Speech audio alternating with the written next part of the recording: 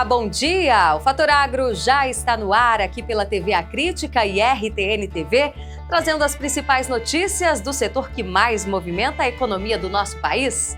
Confira os principais destaques de hoje. Frio provoca a morte de mais de 100 bois em Mato Grosso do Sul. Brasil é destaque mundial na produção de suco de laranja. Conab atualiza os números da safra de grãos 23-24 para baixo. A queda estimada é de mais de 21 milhões de toneladas. E produtores se preparam para o maior concurso de qualidade de cafés do mundo. Tudo isso e muito mais a partir de agora no Fator Agro, que já está no ar. Fator Agro tem o apoio AproSoja Mato Grosso, juntos na lida e na vida.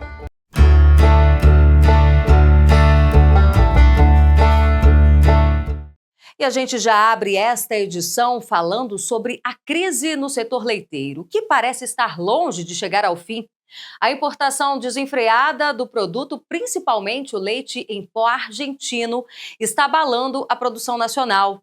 Deputados têm trabalhado em novas leis e ações para frear esse processo. O repórter Alan Pitts é quem traz os detalhes. Em um passado não muito distante, o Brasil já foi chamado de República do Café com Leite. Isso mostra a importância desses produtos na nossa história. Nos últimos anos, porém, ações do governo e falta de incentivo estão colocando nosso setor leiteiro em risco. Muitos produtores estão tomando medidas extremas, como vender vacas para abatedouros para conseguir pagar suas contas. Os produtores de leite brasileiros estão enfrentando uma das maiores crises nos últimos tempos. Nosso país nunca comprou tantos produtos lácteos de países vizinhos, com um crescimento de 65,9% na importação em 2023, o maior número de importação em 23 anos, segundo a Secretaria de Comércio Exterior, SECEX. O Brasil hoje enfrenta uma crise muito grande, especialmente os nossos produtores de leite estão enfrentando um desestímulo à continuidade na produção, né? E a gente vem acompanhado, junto à Frente Parlamentar da Agricultura, junto à Comissão da Agricultura e à Subcomissão do Leite, da qual eu sou membro titular também, nós temos acompanhado de perto e buscado soluções para resolver esse problema. E o que acontece hoje é que nós temos o custo de produção do leite brasileiro é muito alto, né? Quando a gente fala que é uma competitividade desleal, que é uma concorrência desleal, a gente fala no preço final do leite, mas a gente tem uma série de circunstâncias, como, por exemplo, a legislação trabalhista, a legislação ambiental, a legislação sanitária, as exigências sanitárias que o nosso produtor tem hoje, e no tocante à sanidade também, o custo que tudo isso engloba para o nosso produtor, ele nem está computado nesse valor final. E a gente está sofrendo muito com a importação de leite em pó, especialmente, que é reidratado na indústria e é vendido ao consumidor como se fosse leite nacional e como se fosse leite fluido, né? Então, essa concorrência desleal faz com que o nosso produtor esteja passando por uma crise muito grande. A Confederação da Agricultura e Pecuária do Brasil protocolou no Ministério do Desenvolvimento, Indústria, Comércio e Serviços uma petição para investigar a prática de dumping contra o leite em pó da Argentina. Em outras palavras, essa é uma investigação que visa apurar se o setor produtivo da Argentina vendeu leite em pó com preços abaixo do custo de produção. O leite em pó importado é vendido bem mais barato do que o produto nacional, o que está abalando a concorrência e quebrando produtores brasileiros. Deputados do agro estão tomando medidas para tentar minimizar os efeitos dessa crise. Aqui no Congresso Nacional, tem um projeto de lei que eu fui o relator, nós aprovamos na Câmara dos Deputados uma política nacional de incentivo à pecuária leiteira, definindo que quem compra o leite do produtor tem que anunciar o preço que vai pagar no mês seguinte, porque é o único produto que é adquirido hoje e o produtor só sabe o valor do produto que ele vendeu 40 a 60 dias depois, garantindo o pagamento ao invés desses 40 a 60 dias também com 15 dias e obrigando os laticínios privados a fazer contrato com o produtor. Então esse projeto está lá no Senado. Outro ponto também, o Ministério da Agricultura, ele endureceu, deu a diretriz de endurecer a fiscalização para evitar a entrada de produtos, especialmente esse eu chamo até de adulterado, que é a hidratação do soro em pó, que é vendido especialmente da Argentina. Eu acredito que ainda não resolveu. Para mim, o que precisa fazer é efetivação políticas públicas duradouras. O próprio ministro da Agricultura, o ano passado, no final de 2023, ele anunciou que ele pediu esse endurecimento na fiscalização.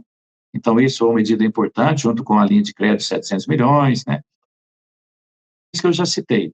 Mas, para mim, o que precisa, com mais efetividade, é o Senado agora aprovar esses projetos que eu relatei, para ter uma política nacional de incentivo à pecuária leiteira.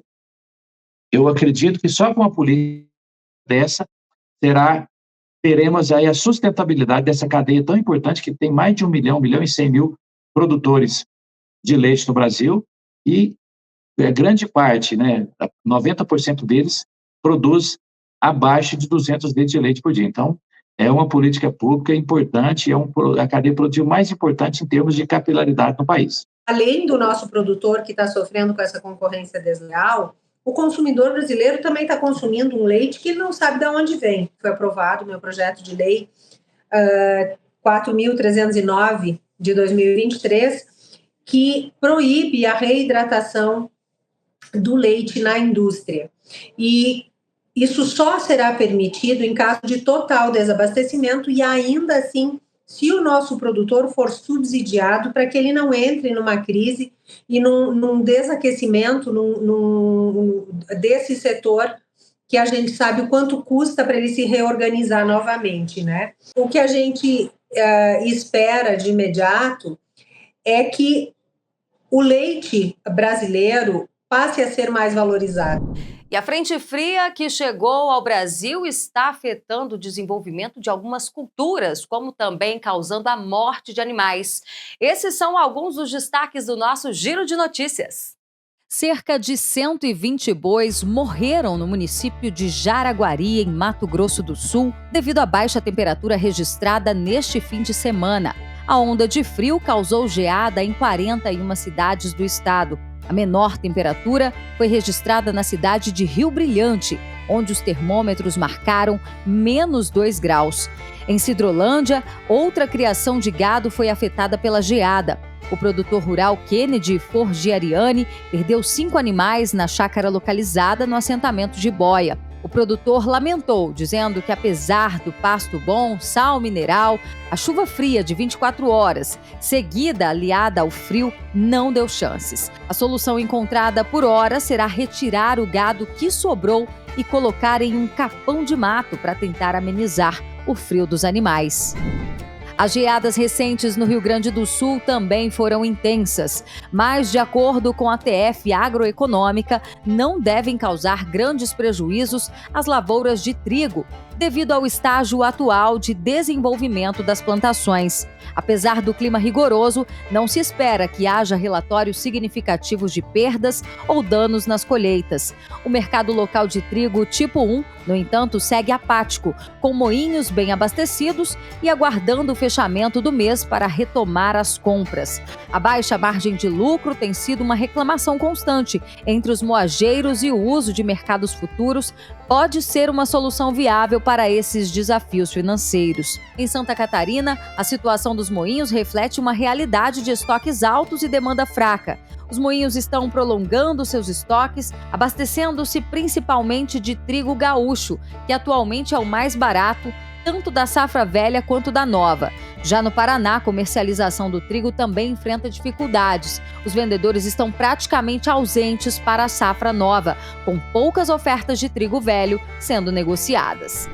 A produção brasileira de grãos deverá atingir 298,6 milhões de toneladas na safra 23-24, uma redução de 21,2 milhões de toneladas quando comparada com o volume obtido na temporada passada.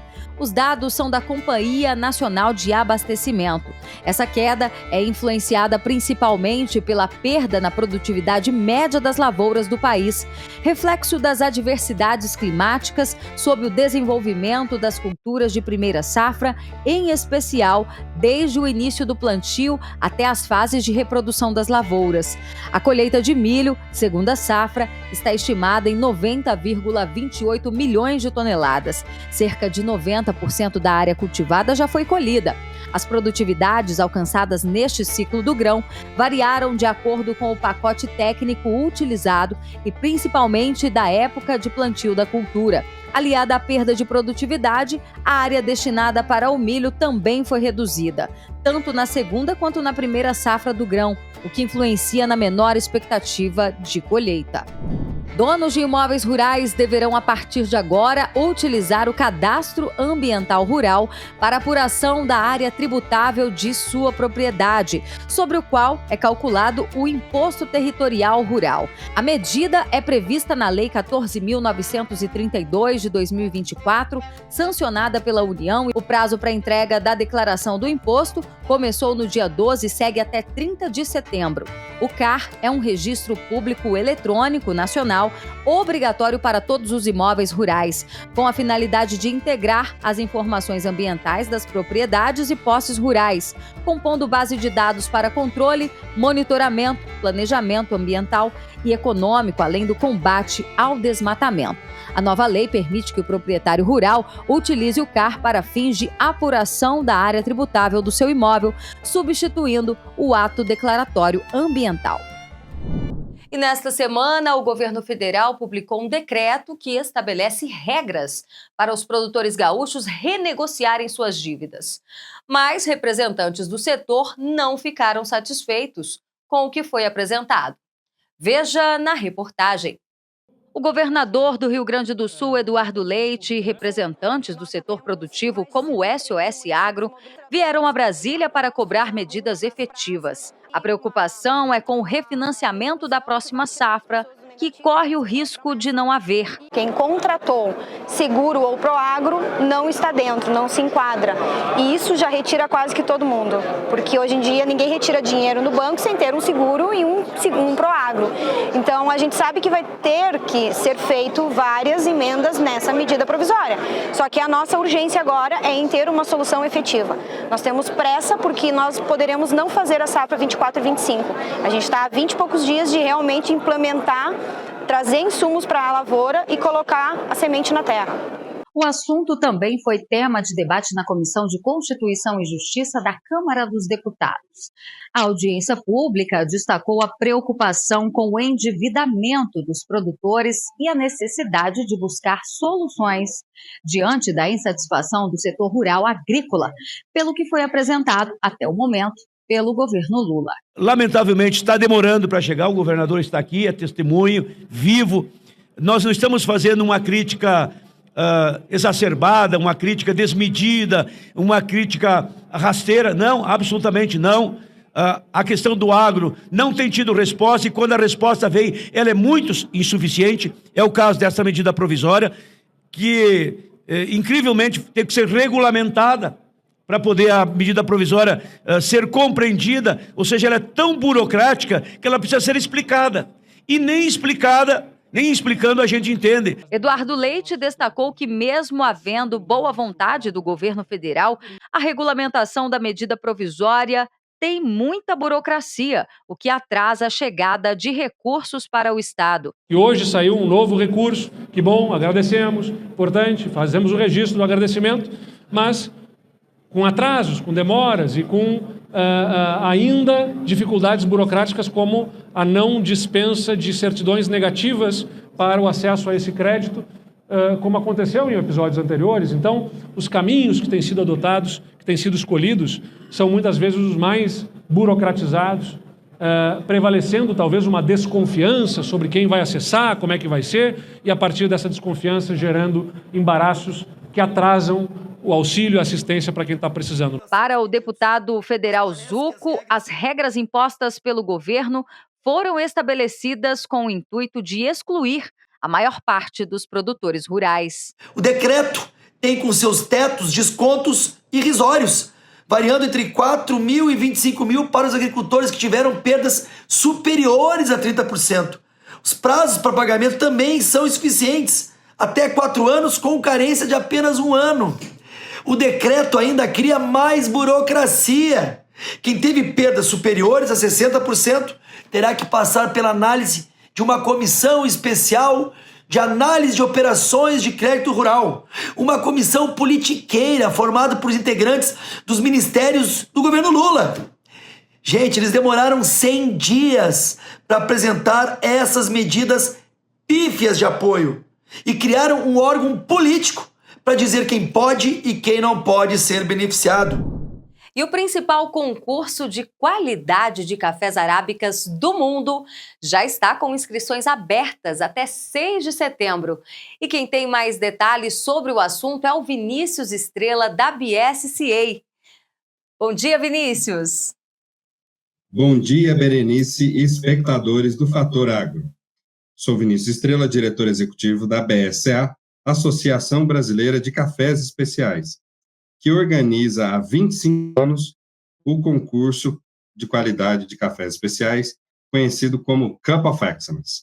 Esse concurso foi criado no Brasil e a metodologia desse concurso hoje é aplicada em 14 países diferentes, o que faz deste concurso de qualidade o mais importante concurso de qualidade de cafés especiais do mundo. E na celebração dos 25 anos, a edição deste ano contará com 3 categorias.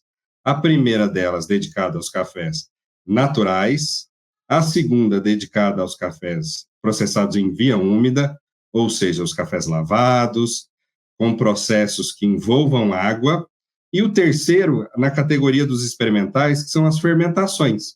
Mas eu chamo a atenção para um ponto: as fermentações apenas com elementos e leveduras provenientes do café, ou seja, não estão contemplados aqueles cafés infusionados com frutas ou leveduras não provenientes do café. E esse concurso, ele tem a principal finalidade de projetar o café especial brasileiro mundo afora. E contamos com o apoio da Apex Brasil.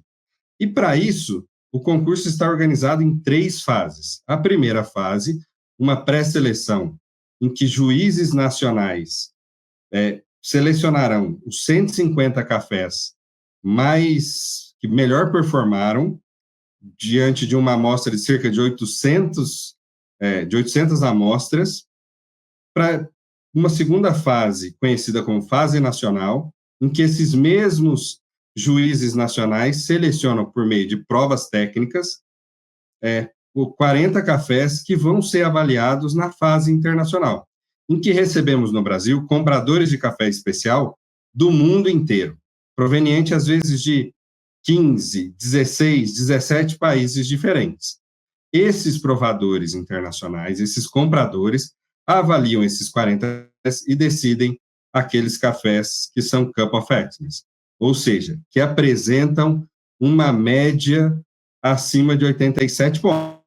Esses cafés, então, são apresentados ao mercado internacional em um leilão internacional que vai acontecer no dia 10 de dezembro. E esse leilão, para além de apresentar os perfis de cafés especiais para o mercado internacional, também confere ao produtor brasileiro a oportunidade de receber um prêmio em dinheiro pela venda desse café no mercado internacional e até mesmo no mercado nacional. Intervalo comercial e na volta tem a previsão do tempo para todo o país e ainda a segunda parte da nossa série feita em homenagem ao Dia do Agricultor. Não saia daí, o Fator Agro volta já. Fator Agro tem o apoio AproSoja Mato Grosso, juntos na lida e na vida.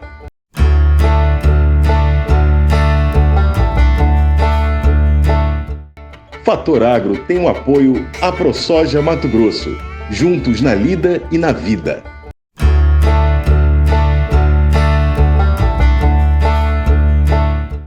Já estamos de volta e olha, os produtores de cerveja já se preparam mais um ano para participar do maior concurso do país, em parceria com a Associação Brasileira de Cerveja Artesanal e o Sindicato da Indústria da Cerveja. Saiba os detalhes do Prêmio CNA Brasil Artesanal com a Fernanda Silva. A CNA Brasil está com as inscrições abertas do Prêmio CNA Brasil Artesanal 2024 e dessa vez as cervejas. As inscrições elas vão estar abertas até o dia 15 de setembro. É só entrar na nossa página e se inscrever. É muito importante que o produtor entre no nosso site, faça uma leitura de todo o regulamento e clique para fazer suas inscrições. Mas já vou adiantar algumas questões. Para participar do Prêmio CNA Brasil Artesanal Cerveja, esse produtor ele tem que produzir até 5 milhões de litros por ano. É importante ele preencher uma autodeclaração atestando esse volume de produção. Nós, no concurso, nós vamos estar trabalhando com duas categorias de cerveja. A cerveja Ale e a cerveja Lager. São duas categorias de cerveja, sendo que uma é de alta fermentação e a outra de baixa fermentação. O produtor deverá enviar 4 amostras de cada rótulo que ele se inscrever. É importante que na somatória dessas 4 amostras, elas chegam à somatória de 2 litros de produto, porque os avaliadores vão necessitar dessa quantidade para avaliar. Você, produtor, vai ter o prazo de 16 de setembro ao dia 27 de setembro para enviar suas amostras aqui para a sede da CNA. A gente sabe que as cervejas produzidas no Brasil, nas características que a gente está trabalhando nesse concurso, ela tem algumas particularidades, né? São geralmente cervejas que não são pasteurizadas, então elas precisam ser transportadas resfriadas e chegarem aqui também continuar no processo de refrigeração. Vai acontecer aqui na sede da CNA nos dias 2, 3 e 4 de outubro a primeira etapa desse concurso. E o concurso da CNA tem um grande diferencial. Essa primeira etapa é a avaliação do júri técnico. Todas as cervejas que chegarem aqui serão avaliadas por um corpo dos melhores especialistas do Brasil. E uma vez que esses avaliadores degustarem essas cervejas, eles vão utilizar a metodologia, verificando uma série de itens dessa cerveja, sabor, aroma, o corpo dessa cerveja. E aí, uma vez separado os 5 melhores, nós vamos seguir para o júri popular. O júri popular é uma grande diferencial que a CNA tem nos nossos concursos, que uma vez que essas cervejas passou pelo crivo dos melhores especialistas do Brasil, o popular vai ter essa oportunidade de degustar essas cervejas e participar da votação. E a terceira etapa é a avaliação da história do produtor. Uma vez que você entrar no nosso site, ler o regulamento e se inscrever, você vai ter um espaço para contar a sua história e ela é muito importante para a gente. Como que compõe essa nota? O júri técnico tem um peso de 40%, o júri popular 50% e a avaliação da história tem um peso de 10%. Está previsto, né, que o júri popular ele vai acontecer aqui em Brasília no dia 25 de outubro. E a gente sabe que é importante a premiação da CNA, ela acontece em dinheiro, mas mais importante que a premiação em dinheiro é o reconhecimento, a valorização desse produtor e desse produto nacionalmente falando. O primeiro, segundo e terceiro lugar também, respectivos, vão receber o selo ouro, prata e bronze, na qual ele poderá colocar na sua embalagem, chancelando a qualidade do seu produto. E a gente não tem a data ainda, nós vamos receber esses 10 finalistas aqui na sede da CNA para um grande evento de premiação, onde poderemos comemorar e chancelar a qualidade dos produtos produzidos pelos produtores com tanto esmero e capricho.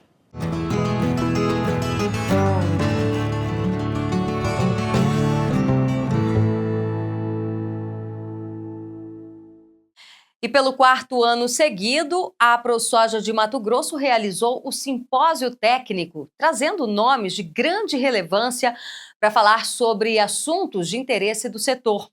O tema deste ano foi os desafios e estratégias na agricultura, integrando governança e boas práticas agrícolas. Eu, Fábio Calcini, e eu, Matheus Pereira, estamos no 4º simpósio técnico da ProSoja.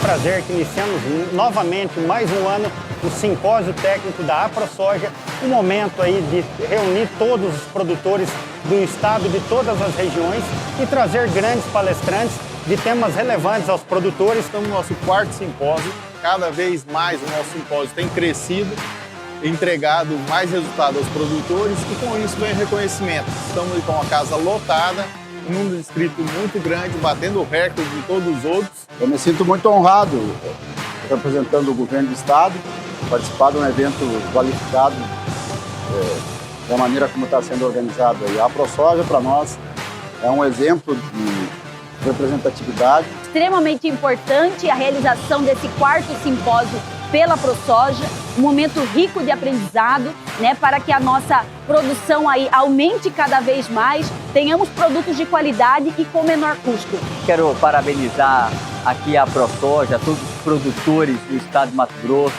por mais esse simpósio, importante simpósio, para discutir um pouco a nossa parte técnica da nossa produção de grãos, num setor tão importante que sustenta a nossa economia mato-grossense, um grande pilar da economia mato-grossense.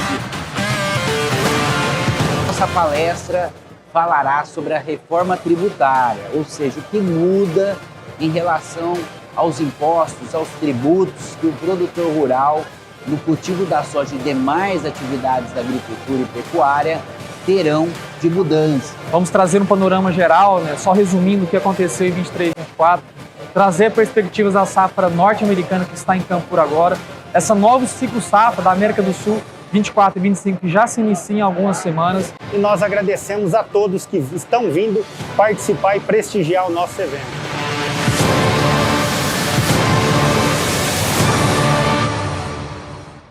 Hora de fazer mais um giro de notícias.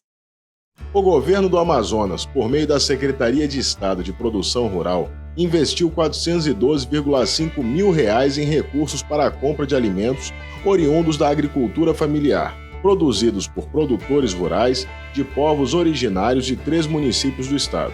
Ao todo foram adquiridas 50 toneladas de alimentos da agricultura, de 39 produtores rurais indígenas, situados nos municípios de Santa Isabel do Rio Negro, Eirunepé e Carauari.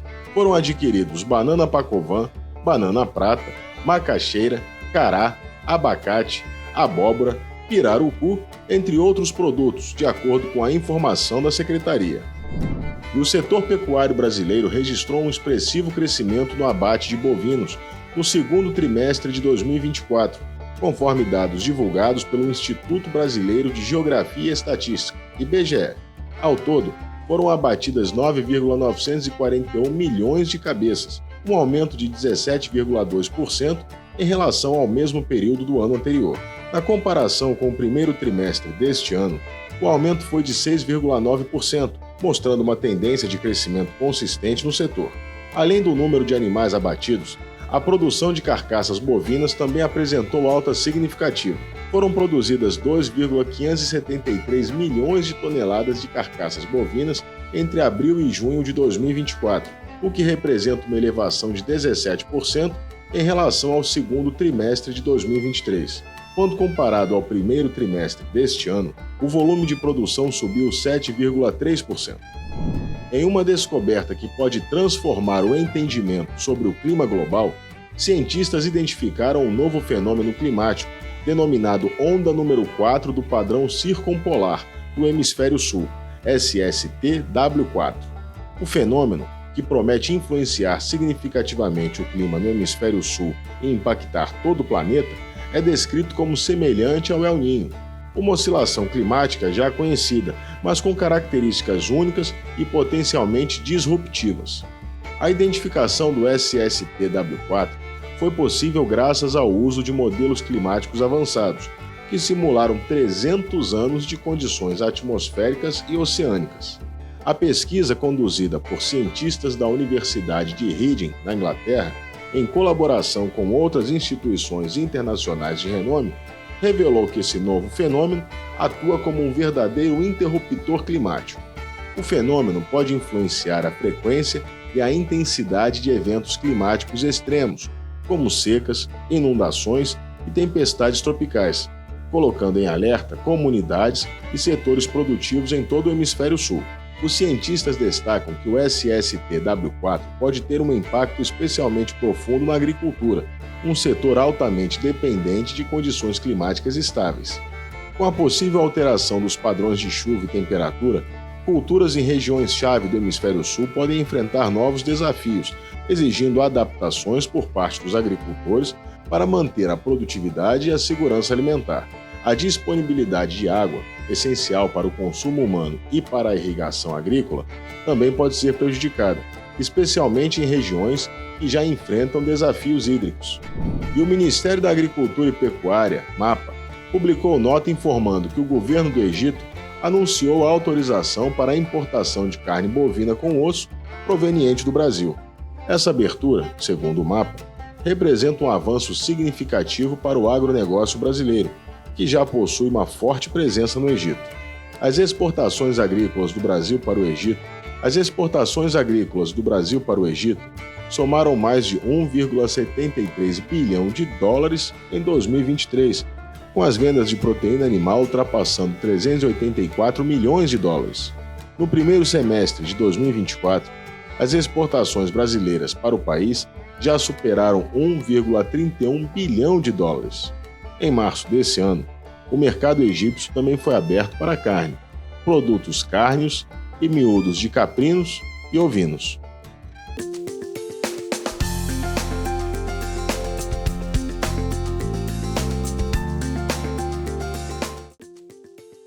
Uma nova onda de calor se aproxima das áreas agrícolas do Brasil, favorecendo o tempo aberto com poucas nuvens, elevando as temperaturas, especialmente na região central do país.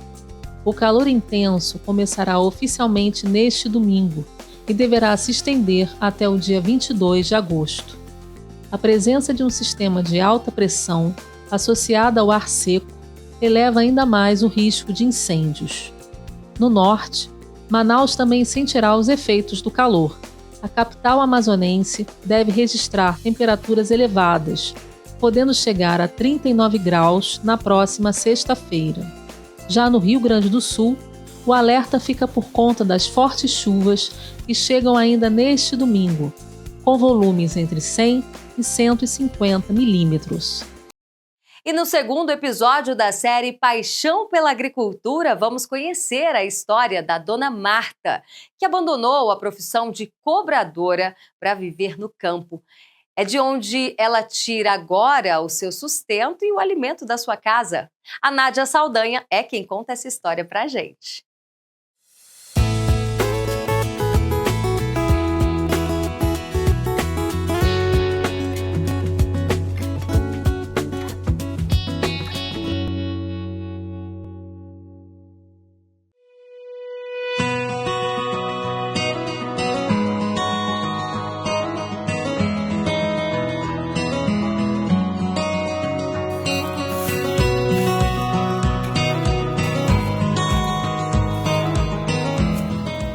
É aqui o meu trabalho. Faça chuva ou faça sol, é daqui que eu tiro o sustento da minha família.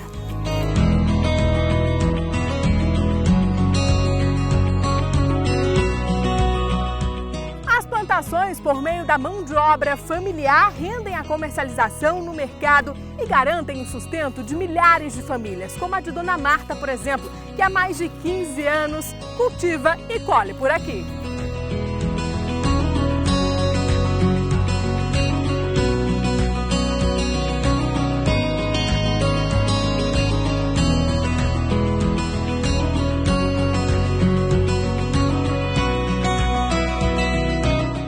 História desafiadora que começou há 15 anos. Até 2008 fui cobradora de ônibus. Em 2008 eu vi que estava tendo muito assalto nos ônibus, a gente sofrendo muito. Resolvi parar e dizer assim, não, chegou a hora de eu seguir adiante, né? Procurar uma nova direção para a minha vida. Como a minha família sempre trabalhou com agricultura, resolvi dar continuidade à história da família, né? Chegamos aqui, vimos que a terra aqui não respondia à agricultura em si. Ela foi uma terra degradada, né, por pasto. E começamos a ter um trabalho de agroecologia. A agroecologia é um sistema de agricultura que utiliza a própria natureza e a dinâmica das interações naturais para a produção de alimentos. Então, é uma agricultura que não utiliza agrotóxico nem sistemas químicos para a produção de alimentos. A gente tem aqui, por exemplo, um exemplo de agroecologia que é o uso da própria natureza para a produção. O que parece sujeira, na verdade, é uma proteção colocada para que a umidade do solo se mantenha por mais tempo. Então, aqui a gente percebe que por baixo da folhagem a gente consegue encontrar umidade aqui no solo. Então, isso aqui é importante para manter aqui as plantas no ambiente natural. Por aqui, os desafios são muitos, mas Dona Marta encara com muita coragem. A terra já cansada não vai responder a produtos químicos. E se responde, ele vai responder, mas depois ele vai te dar um problema maior ainda. Então começamos a trabalhar o solo. Trabalhando o solo para depois começar a plantar. A dificuldade maior nossa aqui era a energia, era a água. Fizemos empréstimo para poder fazer o poço, mas a energia não chegou dentro do prazo. A gente perdeu a nossa cultura, a gente tinha uma horta muito grande, que era aqui no lugar onde estão as bananeiras. A gente perdeu por falta de água, né? A gente trabalhava com motor a diesel, mas não deu conta da demanda. E nisso a gente começou a ir para frutíferas. No momento nós estamos com plantio de banana, né? Estamos plantando banana, que é uma das coisas que mais faz falta no Amazonas. Temos a agricultura, como ela é vasta em tudo, né?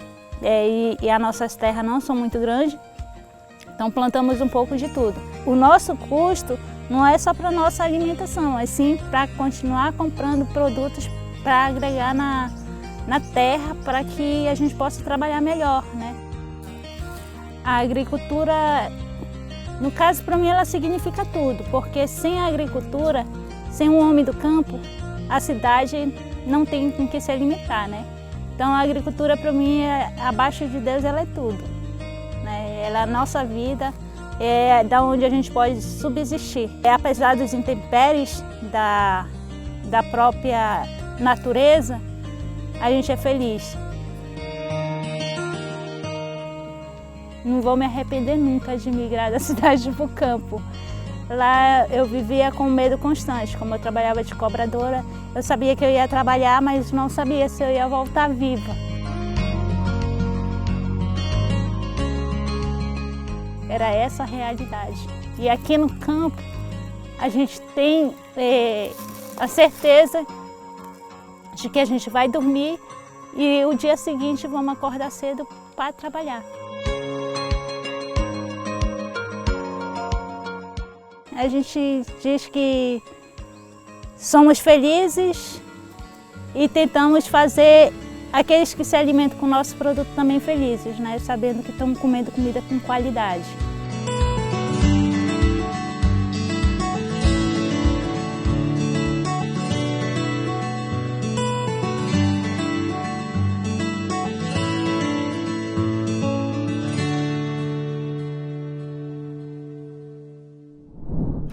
Intervalo comercial e na volta a gente fala sobre os percevejos, como combater pragas muito típicas nessa época do ano.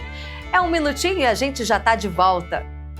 Fator Agro tem o apoio AproSoja Mato Grosso, juntos na lida e na vida.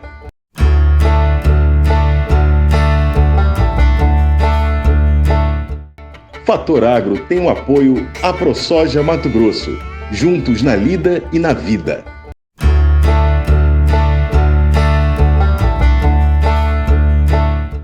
Já estamos de volta e é hora de destacar a produção nacional de suco de laranja. Quem viaja pelo exterior talvez nem imagine, mas muitas vezes você está tomando um suco produzido aqui no Brasil. Nós que somos os maiores exportadores do mundo, 75% do comércio global sai daqui. Confira mais detalhes na reportagem de Alan Pitts. As exportações de suco de laranja encerraram a safra 2023-2024 com a maior receita da série histórica, totalizando 2,5 bilhões de dólares. O número representa alta de 21,29% ante os 2,070 bilhões de dólares registrados na safra 2022-2023.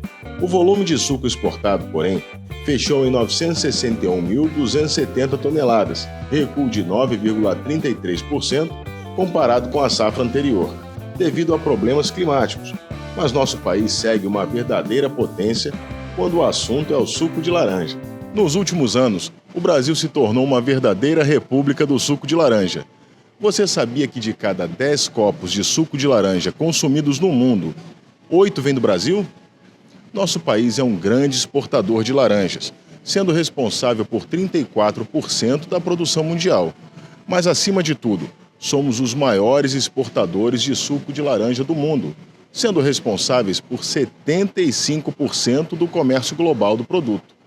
Nosso principal mercado é a Europa, que consome 65% do suco de laranja brasileiro, seguido pelos Estados Unidos e o continente asiático. A fruta ela é colhida, ela vai para as fábricas, aí ela é processada, essa fruta, né? Ela é espremida, o suco de laranja ele é retirado, aí ele passa por uma série de processos. Ele se separa, né, a parte sólida da laranja, os gominhos, por processo de centrifugação. Dependendo, o suco ele pode ser ou pasteurizado ou ele pode ser concentrado. São dois produtos que a gente exporta. É o suco concentrado, e aí ele é concentrado 6 vezes, né? É o que a gente chama de suco concentrado 66 graus Brix, o que significa que ele tem 66% de sólidos por tonelada. Ou a gente também pode exportar o suco em 12 graus Brix, que é, vamos dizer assim, a diluição natural da fruta. Nesse caso, o suco ele é armazenado, aí são tanques que cabem milhões e milhões de litros nas fábricas, desce de caminhão para ali para a Baixada Santista, a região do Porto de Santos e Guarujá, e ali ele é exportado. Ele é exportado em navios próprios, são navios dedicados para suco de laranja, navios próprios dessas empresas, e esse suco ele é levado para o destino, onde ele é recebido em terminais que também são próprios, e ali ele é vendido para os engarrafadores. E é o engarrafador, que é o nosso cliente, que faz esse processo de envase. Então ele compra o suco brasileiro, ele pode comprar também suco de outras origens, e aí ele envasa, coloca a marca dele e disponibiliza no mercado. Existem 3 grandes variedades da fruta.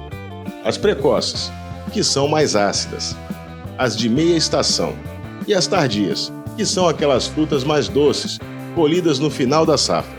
E a quantidade de laranjas produzidas aqui no Brasil é impressionante. São bilhões e bilhões de frutas por ano. Parque Citrícola, que pega aqui municípios de São Paulo e Minas Gerais, a gente está falando aqui mais ou menos de 340 e poucos municípios que produzem laranja. Eles são capazes de produzir ali entre 300 milhões de caixas de 40 quilos até mais ou menos 360, 370 milhões de caixas de laranja, é bastante laranja. Somente ter uma ideia, isso falando em termos de frutinhas, isso dá, nessa safra que passou agora, que foi uma safra aí de 307 milhões de caixas, no total foram produzidas mais de 80 bilhões de frutinhas, só para a gente ter uma ideia. Então é muita fruta que a gente produz aqui no estado de São Paulo, e no estado de São Paulo e Minas Gerais, né? Paraná também, que produz bastante. Mas enfim, é mais ou menos o tamanho da produção. Fica em torno aí de 300 a 360, 370 milhões de caixas. É importante a gente destacar que o suco de laranja é um baita alimento. Ele é um alimento líquido, rico em vitamina C, folato. A cada dia parece um estudo novo falando dos benefícios do suco de laranja. Sou suspeito para falar, consumo suco de laranja todo dia, minha família consome suco de laranja todo dia. Então ele é aí uma fonte importante de uma série de nutrientes que fazem bem para a nossa saúde. Eles são pequenos e podem até passar despercebidos, mas causam um grande prejuízo para os produtores. Na Dica de Ouro de hoje, vamos descobrir como combater os percevejos nas lavouras de soja. Hoje a nossa dica é sobre percevejos na cultura da soja. Então, percevejos são insetos pequenininhos, eles têm em torno de 1 centímetro. Nós temos diversas espécies, mas são basicamente 3 que predominam na cultura da soja, com destaque para o percevejo marrom. Primeiro ponto importante, né? Qual é a fase, em que estágio da cultura da soja que esses percevejos podem ocasionar dano? É na fase reprodutiva. Então, a partir da fase de formação de vagens, que a gente chama de canivetinho, até o final do enchimento de grãos. E como é que esse dano acontece? É em função da alimentação dos percevejos. Os percevejos inserem o estilete, que é o aparelho bucal, e aí eles podem ocasionar, dependendo do estágio que foi feita essa alimentação, pode ocasionar abortamento de vagens, grãos podem ficar xoxos, mal formados, com tamanho menor. Se a finalidade desses grãos for para a semente, a gente pode ter a qualidade, né, o vigor, a germinação reduzidos, e também se a finalidade for para grão, a gente pode ter redução nos teores de proteínas, por exemplo. Então, quais são as dicas de manejo, né? O que a gente deve fazer para não perder com percevejo na nossa lavoura? O primeiro ponto importante é o monitoramento, né? Então, a gente utiliza panos de batida e a gente deve, na cultura, quando é que a gente recomenda fazer nos horários mais amenos do dia? Então, ou no inicinho da manhã ou no final do dia, quando nós temos temperaturas mais amenas. Então, a gente deve monitorar, né? Ou seja, fazer batida de pano na linha e fazer a contagem de percevejos. Qual é o nível de ação hoje recomendado? Então, segundo a Embrapa, recomenda-se que a gente adote medidas de controle com 1 percevejo por metro se for semente e 2 percevejos por metro se a finalidade for grão. Mas nós temos um problema o nosso monitoramento muitas vezes ele é falho. Então a gente faz um monitoramento, encontra 1, 2 percevejos e muitas vezes a população é maior. Então o que a gente tem recomendado de maneira geral, prática? Meio a 1 percevejo por metro, por pano de batida, a gente deve adotar as medidas de controle. Bom, quais são as opções, né? Nós temos diversos inseticidas registrados, então nós temos mais de 100 produtos com registro, isso pode ser consultado no site, no Agrofit. A gente também tem que ter alguns cuidados com relação à tecnologia de aplicação, tá? Então, como eu comentei, horário de aplicação para insetos, sempre ao final do dia, as nossas aplicações tendem a ser melhores, porque o inseto está mais exposto. E, além disso, a gente deve sempre rotacionar diferentes modos de ação e sempre dar preferência para inseticidas que sejam seletivos, que eles não vão ocasionar um desequilíbrio no sistema. Hora de conferir o que acontece no Brasil na nossa agenda de eventos. Na Agenda Agro dessa semana, destaque para a Expo Genética, até 25 de agosto em Uberaba, Minas Gerais. O evento, promovido pela Associação Brasileira dos Criadores de Zebu, a ABCZ, é considerado um dos maiores do Brasil com foco em animais equinos, destacando anualmente os principais programas de melhoramento genético. Já no dia 22 de agosto, acontece o Conexão Cana, em Piracicaba, São Paulo.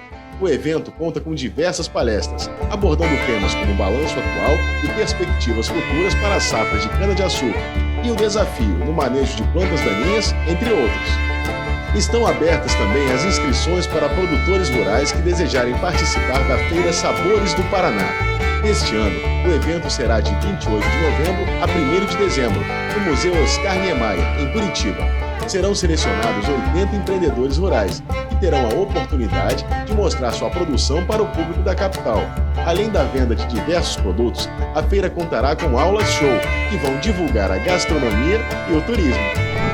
Eventos é o que não faltam, né? É só escolher. E o programa tá acabando, passa rápido, né? Mas semana que vem estamos de volta. E se você quiser rever algumas dessas reportagens, siga o nosso canal no YouTube, Programa Fator Agro. E também nos acompanhe por lá no perfil do nosso Instagram, assim você não perde nenhuma de nossas atualizações. Uma boa semana a todos e a gente se vê. Tchau, tchau!